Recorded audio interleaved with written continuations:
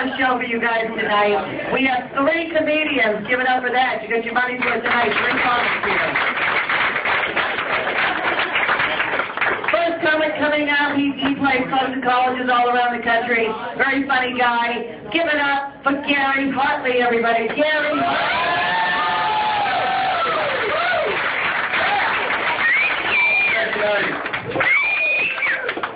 How's everyone doing tonight?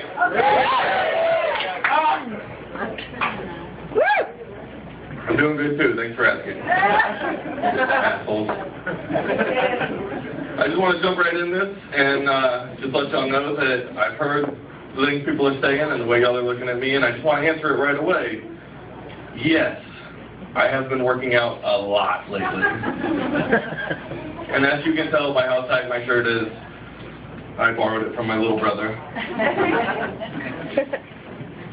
Speaking of family, though, I just recently got a tattoo on the back of my leg. It's of my family crest. I got it because I realize every day that I'm acting more and more like my family, so I wanted to represent that. Give you an example. About a week ago, I was drinking pretty heavily, and I started hitting myself. I was like, oh my God, I'm turning into my father.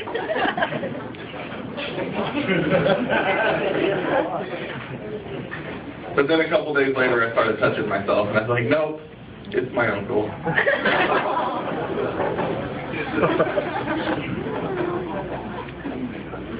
So I was over here with my friends, and I was having a couple drinks, and it got me thinking, does anybody remember blowing bubbles in their drink when they were a kid?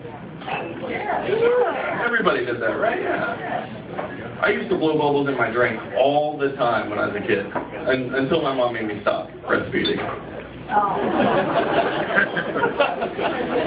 She couldn't have done it at a worse time either.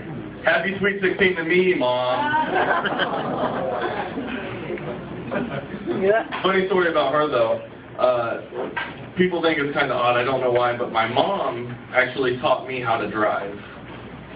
And I'm getting the hang of putting the makeup on, and the pantyhose are big. I would drive like my dad, but I don't have a kid to hold my beer yet. I'm just kidding. My dad's not allowed to drive. Those pesky DUIs. So my New Year's Eve goal was to lose weight. I started dieting. My goal was to get down to my original weight, you know. But then I realized every day that this was really unrealistic because 10 pounds, 3 ounces is just out of reach. Some of you think that's funny, and some of you feel really bad for my mom right now. But just so you know, I was a C-section. She got a beautiful baby boy and a scar.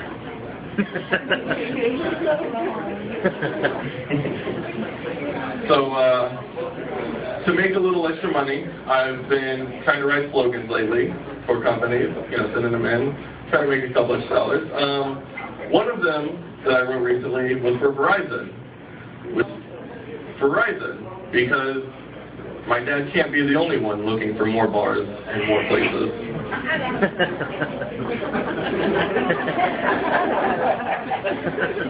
And I wrote one for Volkswagen, which is Punch Buggy, the only acceptable form of domestic abuse. I heard it, yes. That's why you're white. So, let's see where we at. I have a question for y'all that I can't decide on. If 2 homeless people are hitting each other with cardboard, is that considered a pillow fight?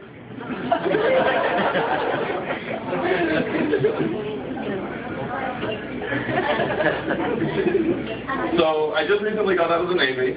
I did 6 years. I got out in March, and now I'm a full-time. Yeah. Thank you. True story. And now I'm a full-time student, so I've been trying to save money, you know, live on a student's salary, nothing. And I learned a couple of things. One is that if you mix Taco Bell's hot sauce in your ramen noodles, it tastes just like poverty. And another thing that comes with just getting out of the Navy and being between jobs is you get bored a lot, and I watch a lot of movies. And I recommend this new game that I just started playing while I'm watching movies, is that anytime a character in a movie goes underwater, I try to hold my breath, and then I see if I can do it as long as the character is. Now, there are dangers come with this. I passed out 3 times watching Finding Nemo.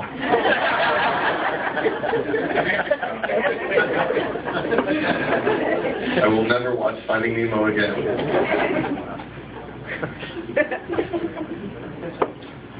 So the other day, I was watching movies with my wife, and she had the hiccups really bad. So I looked over at her, and I was like, "Hey, babe, I've been sleeping around, and I think I have herpes." After about a minute, she was like, "Oh, thank you, the hiccups are gone." And I was like, "I had no idea that you had hiccups. I guess we're even." Hey, you ever babysit a kid or just be watching a kid and you tell them something to do and they're like, "You can't tell me what to do, you're not my dad." Yeah, you've had that before? You've had someone tell you that you're not their dad? I've never been anybody's dad. I hope not. This kid just I told him what to do, and he said, "You can't tell me what to do, you're not my dad." And it pissed me off until I found out he was right. And I could stop paying child support.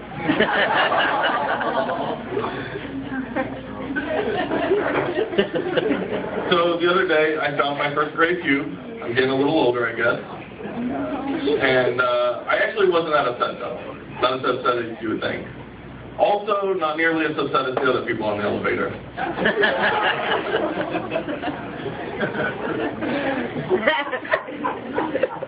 A little more about me. I am terrified. I have this fear. I am absolutely terrified of long, dark alleys, which is the only downside to being a rapist.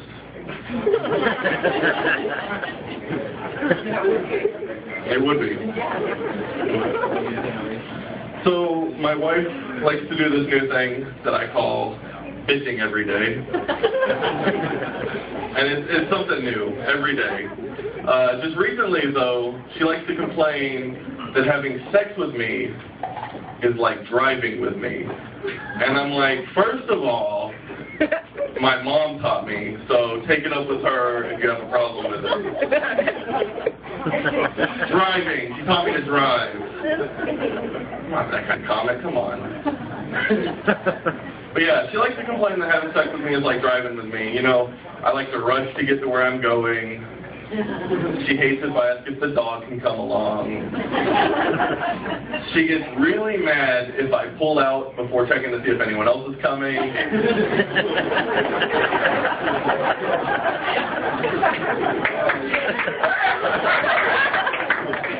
And she says, worst of all, even if it's red, I will still go. Now it's not entirely true, okay, because the last time we were together, I didn't realize it was red until the last second, and I rear-ended her.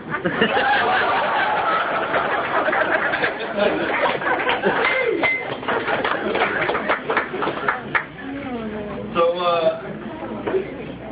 anyone here ever gone through a rough breakup? You know, get your heart broken. I've heard about 3 people cheer. And for the people who didn't cheer, that's because you're assholes and you're the one who did the breaking up. So I went through this. It was a couple years ago. And I did what every normal man would do. And I went to the club. You know, you go, you look to just hook up, have fun, just for the night, whatever. Now, fellas, has any guys here ever gone to the club looking to just have fun and just completely struck out with the ladies? Yep. Oh, yeah. All right, there's a few of us. Well, that's good. Because I did this And I guess before I get into it, I should explain to you the kind of women that I'm into. I like my women like I like my apples. Real sweet, but with real big bruises on them. Yeah, I told that joke to my ex once, and she was like, Gary, you should never joke about hitting a woman. And I was like, I would never joke about hitting a woman.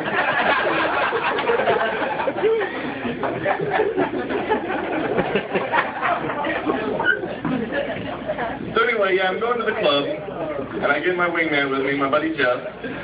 He's a good wingman. He's just different, I guess. We have a little different taste in women. Whereas I like a little eye candy. Jeff likes a little eye cotton candy. Or I think I ate too much candy.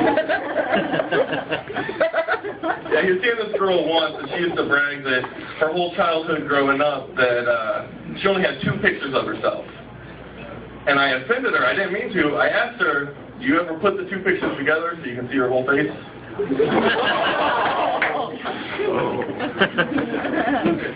And I don't get it. I asked him about it because I don't get it. Jeff's in shape. He's a real athletic guy. He runs. He works out.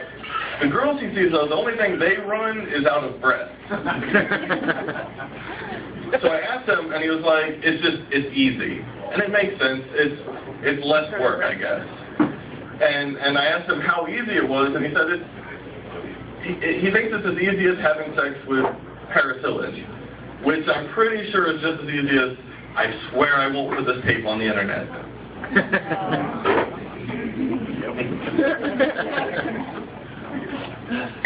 So anyway, so I'm at the club now, me and my boy Jeff. I walk up to this first girl, and she tells me immediately she's not interested, which is fine. Ladies, if you're not interested, let us know right away. That way we don't waste our time or our money buying a drink for you. Yeah. That's fine. It's about a half an hour later, and I'm talking to this other girl, and we're hitting it off. We're having a great time, we're laughing, joking, everything's going great. I asked her to describe herself to me, and she's like, I guess I'm just a good time. I'm a party, you know. I'm like a mixture between Miley Cyrus and R. Kelly. I looked at my buddy Jeff and I was like, dude, we got to get the hell out of here. Because I'm about 90% sure this girl just told me that she's going to piss on herself and then deny it's her face in the sex tape.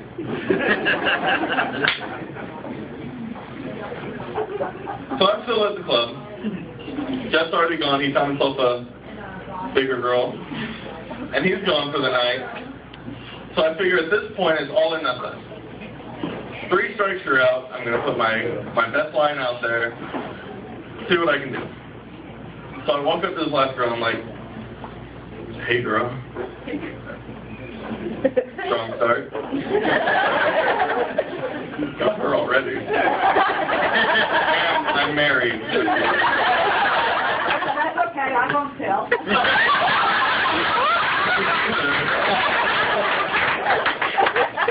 I walk up to this girl, I'm like, hey girl, my ankle is tickling my penis.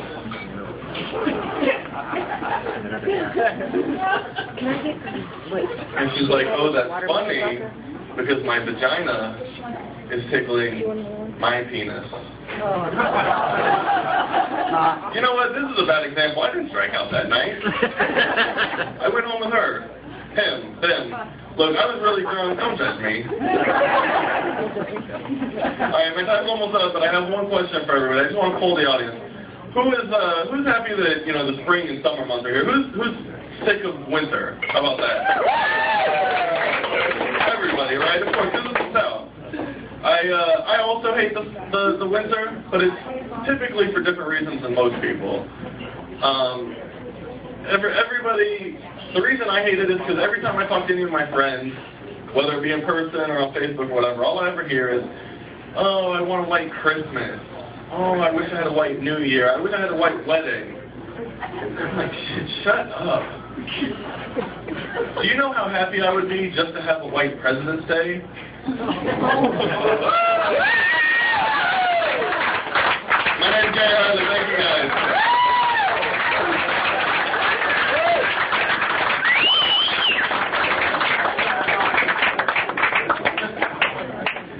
Keep it going, Gary Hartley, everybody. Gary Hartley!